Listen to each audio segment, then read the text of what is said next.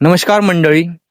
तर काल आपल्या सुप्रीम कोर्टाच्या मुख्य न्यायाधीशाने CJI BR गवई यांनी असं काही स्टेटमेंट दिले की ज्यामुळे जे अंधभक्त आहेत, जे धर्मांतरित ठेकेदार आहेत, त्यांना मिरची लागली.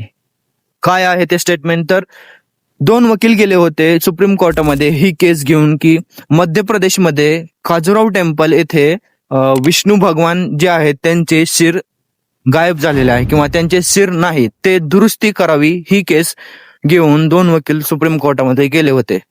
पण मुख्य न्यायाधीशाने BR गवई यांनी हे स्टेटमेंट दिले की जाओ खुद विष्णु भगवान से कह दो कि अपना सिर खुद लगवा ले.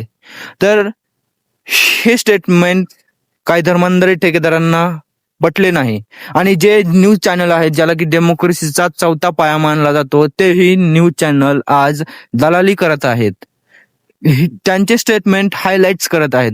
पण हे स्टेटमेंट अर्धवट आहे.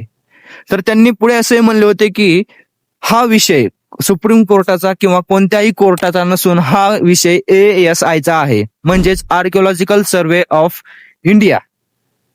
तर याची स्थापना 1861 मध्ये झालेली होती आणि 1958 मध्ये याला मान्यता मिळाली होती. ASI ला मान्यता मिळाली होती, जे की कल्चरल हेरिटेज आहेत त्यांची प्रोटेक्शन करणे, त्यांची दुरुस्ती करणे हे ASI चे काम असते.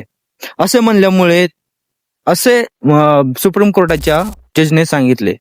पण हे काही धर्मांतरित ठेकेदारांना हे पटले नाही, त्यामुळे त्यांच्यावरती उलट केस म्हणता येणार नाही किंवा त्यांना सांगून की त्यांचे स्टेटमेंट वापस घ्यावे असे त्यांना फोर्स करत आहेत.